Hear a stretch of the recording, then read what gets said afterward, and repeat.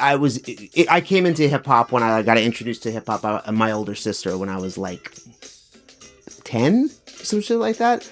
I got my, I once I got my first 4 CDs or something like that, I was enamored. And I went just like head. She got me into it, but I went super, like I became like a head through and through. Really quickly after hearing, I think, like probably The Far Side and Tribe, because my sister had a sound system in her car. So like I got to hear like, Benita Applebaum loud for the first time, and I was like, whoa, what is this? This is amazing, And then anyway, so I got really into hip hop, but I kind of was like, I think in the back of my head, I've been around music my whole life. My dad worked in music, and I didn't really fully, though, understand how hip hop was being made. I was like, are there bands or whatever? And I think, like, I think it wasn't until like Introducing came out where there was this article written about Shadow, and in the New York Times, that kind of broke down sampling. Yeah. And I was like, oh, so like Gang Starr doesn't have a band. I get it now. Because it's like, you're 13 or 14. You don't really, your imagination is kind of running wild. So I was like, and that's why there's always one guy who's in the back and isn't rapping, because he makes the tracks.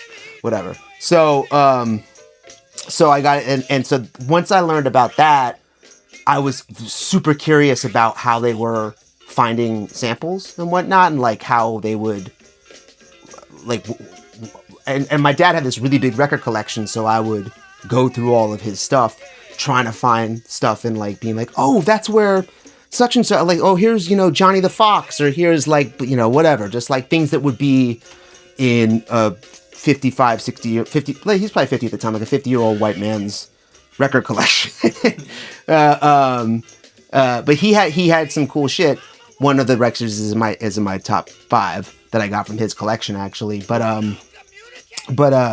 yeah, I remember like I found like he had some like Hubert Law's stuff and a couple just like early things like that you look at the covers and you're like, oh, this doesn't look like all the rock stuff he has, and you listen to it, you're just like kind of like learning, So I would start identifying samples and stuff like that. And around this time, there was this website that I think is gone. It's gone now, obviously. I think it became whosampled.com. And this was like 1995. It was called like Hip Hop Sample FAQ or some shit like that. I don't remember what.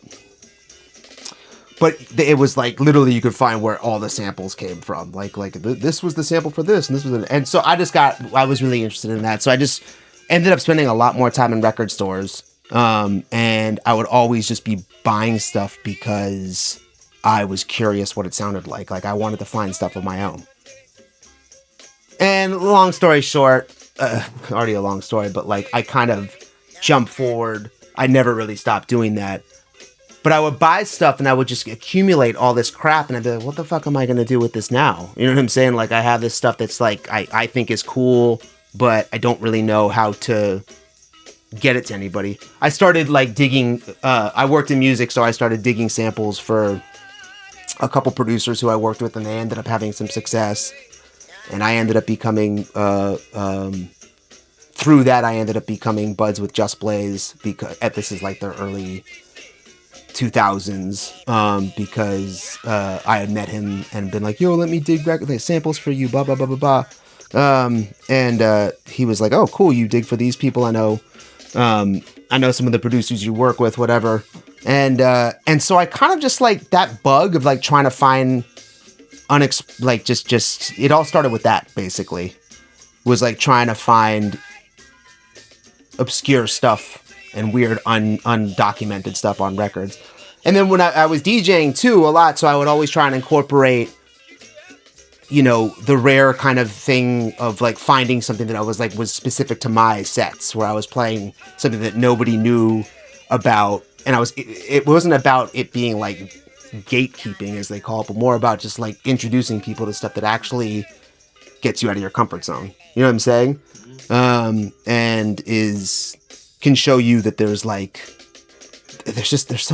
so much untapped stuff out there. It's just like it's crazy, and the fact that there's such an emphasis. I love I never would. I love new music, but like there's just this massive catalog of just like there's this incredible old stuff that's like it's just never ending.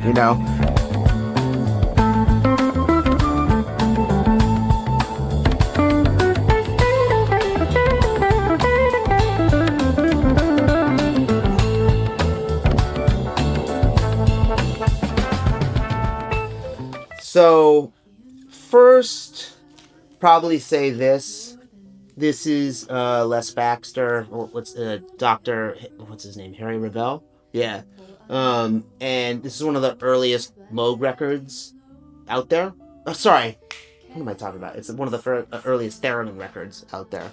But it's just like it's the best. Like it's the most relaxing. I love gang vocals. I love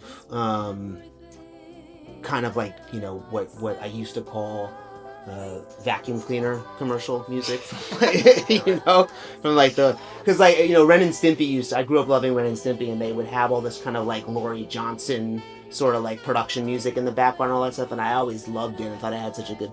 And then I heard this. I don't remember how I heard this for the first time, but just like 4 tracks total. And it's like this is like early Les Baxter. I think this is from 1948. And there's this is the 10-inch. There's a few different pressings of it where there's like one that's like 4 7-inches or 3 7-inches or something like that. But awesome. This is one like my favorite.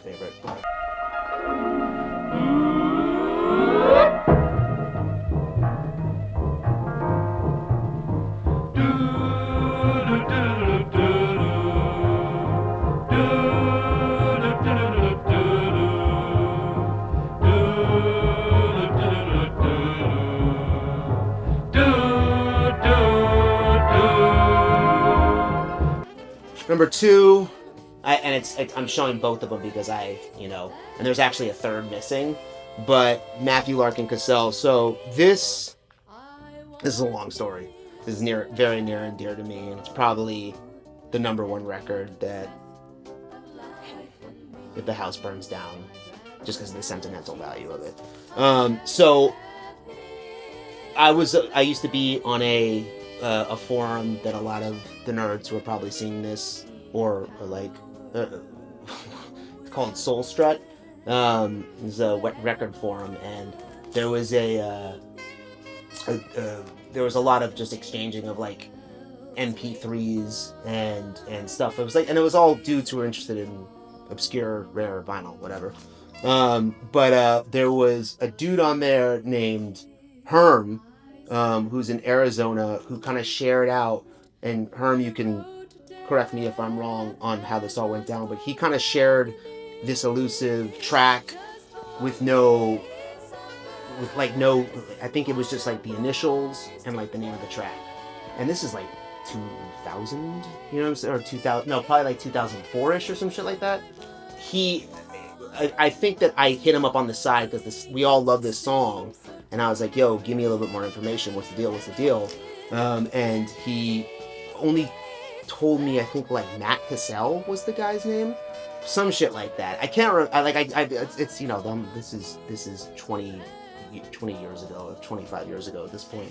But anyway, so he gave me the like Matt Cassell or something like that, and I, at the time, had a little bit of music wherewithal. I was an assistant at a record label or whatever, and so I took a little bit of free time and put in a bunch of names to try and find this dude on BMI or ASCAP, or one of the performing rights societies, and I found a match with the name and the name of the track that I had, which is called In My Life. And I got in touch with BMI, and I was like, want to track this guy down, blah, blah, blah, see if I can get a copy of the album, you know what I mean? And they had me write a letter, and I sent it to BMI, and they said they would forward it to him if they could get in touch. And then a month later, I got a phone call, and it was him. Crazy. And we became buds, and we had a really nice long conversation, and he like sent me these two records, plus the 45 that he put out in like 1980. And it's just a cool story about the whole thing because I got these. I think I digitized them because I was making I was making beats and stuff like that at the time. I digitized the LPs. This one specifically, I gave it to my friend Con in Boston. Con comped it on Kings of Diggin'.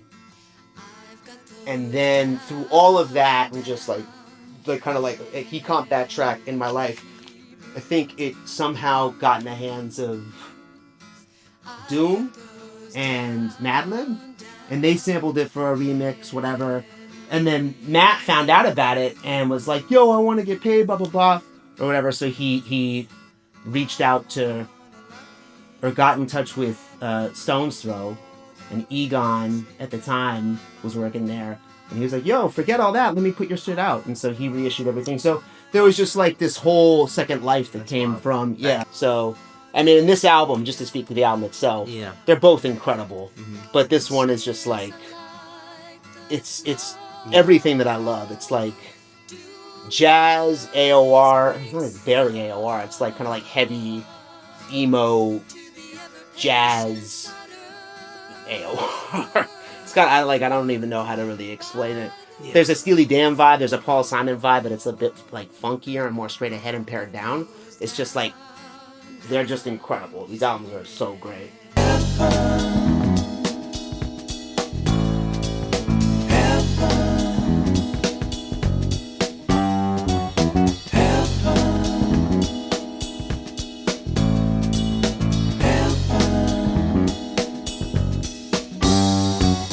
This is a liquid test pressing of the Optimo EP, which I got from Bob at Freak Beat Records, and I was in there one day. Shouts to Freak Beat.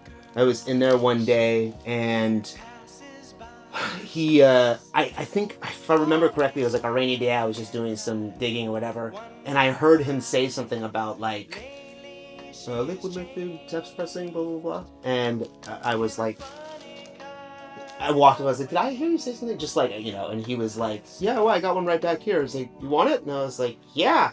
And so told me I actually want it for, I was like, whatever you want, I will give you whatever. And so it came like this, right? But the cool thing is, because I'm a uber nerd, it came with this one sheet too from 99 Records, which I framed because I just... That's wild. Yeah, so it was just like... Very cool. Yeah, this is just a... Very cool. So liquid, like this era, New York, early 80s, late 70s, post-punk, the combination of disco and punk music, and just like, that's like the creme de la creme, era for me. So, love this record, love everything they ever put out. Just such a cool fucking band, man. Like, such a great era.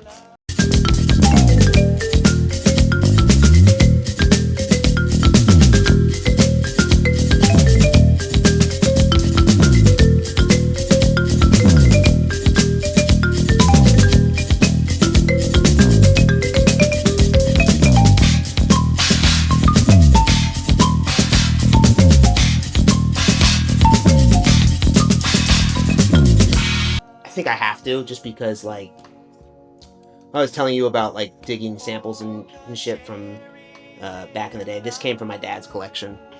So I remember finding this, not knowing what it was, being like, man, that dude looks cool. I was probably 16 at the time or something like that. And so this has to be like 98 or something like that. And I put this on and was going through and listening to stuff, and then I heard, what is it, Island Letter, which is what Diggable Planets used on Four Corners, I think it's called, or whatever. It's the last track on Blowout Comb. And it's just, but like, this was a little bit before, I think, Luca Bop, David Byrne's label, reissued and everything. There was just a huge craze. A crazy story too, actually, about Shuggie Otis. I was, when I was working at Warner's back in the day, I was working on a project, and the mix engineer for one of the things that we were working on was buds with Shuggie and was doing like, you know, I was thinking he was like mixing unreleased stuff, and that's what ended up being released on that kind of like anthology that came out. But he put me in touch, and I had like a 20-minute phone conversation with Shuggie Otis, and I was just like, oh, freaking out.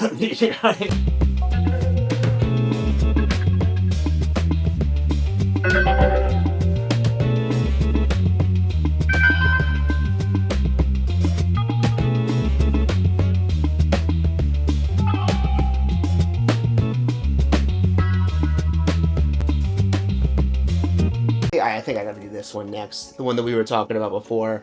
I don't know, I mean, he's the best. It's the best, you know, like there's a reason, we were saying there's a reason that people, you know, put him on the pedestal that he's on, because it's just like, and honestly, this isn't even my favorite record of his. I'm probably just the easy answer.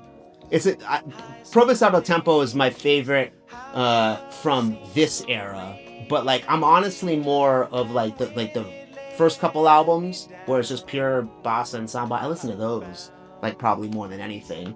But this is the first record. I mean, I think I heard what's like the interlude record track on here or whatever. I heard that on a something, I can't remember what, like back in the day, and I lost it. And when I finally was able to track down a copy of this, I don't know, 2007 or 8, something like that, maybe 2009, and it was the first record that I ever spent $100 on. And I was like, oh my god, $100 for a record, you know.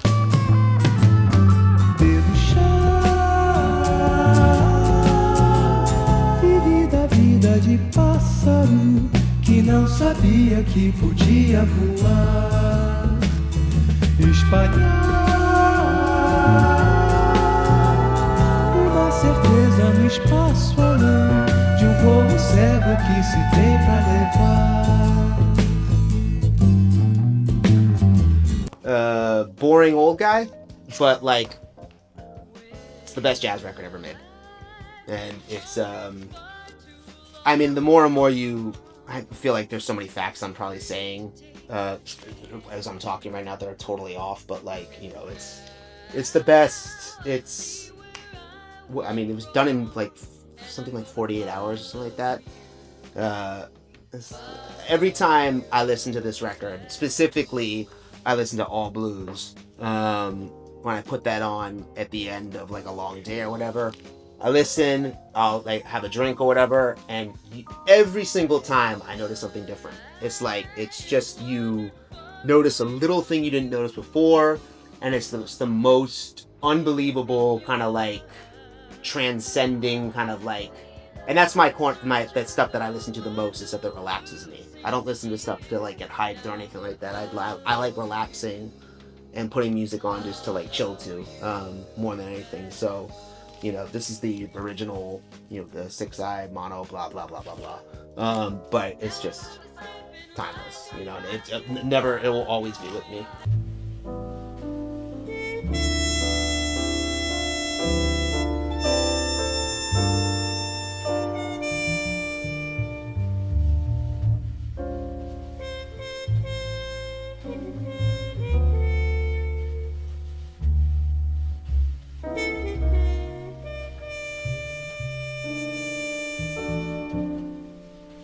And similarly, you know, Blossom. Oh man, she's my favorite female vocal ever. Speaking of which, actually, I will say, Miles Davis did say that, I believe the quote was that she's the only white woman with soul, and it's just, you know, how delicate she was and how her sensibility. She never. I listen to a lot of female vocal jazz. It's one of my favorite things to kind of like collect and put on at the house. And I never have, I find myself straying away from the artists who are over singing or are kind of like singing, you know, from their diaphragm and like, oh, you know, vibrato and all that sort of stuff. She's just kind of like, she's singing in a very light, natural, mellow tone, and it's just also lighthearted and New Yorky. I just love it. When the spring is cold, where do robins go? What makes winters lonely? Now at last I know.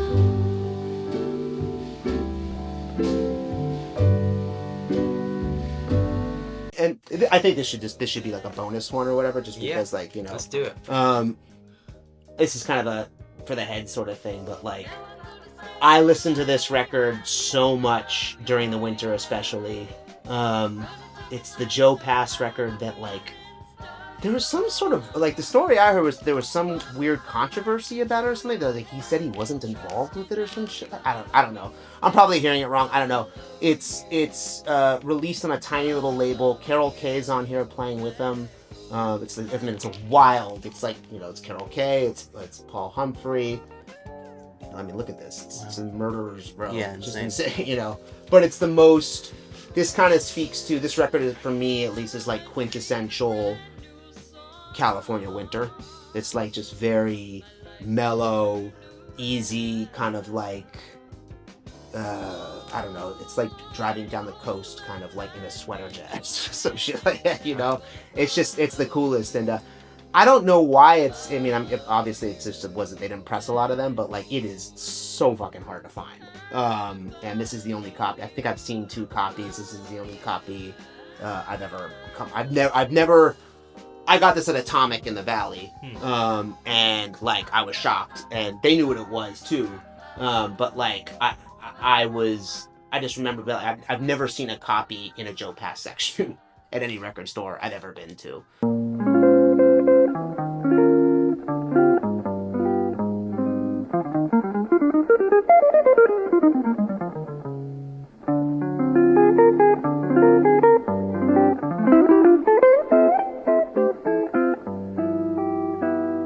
mean, look at homie, you know what I'm saying?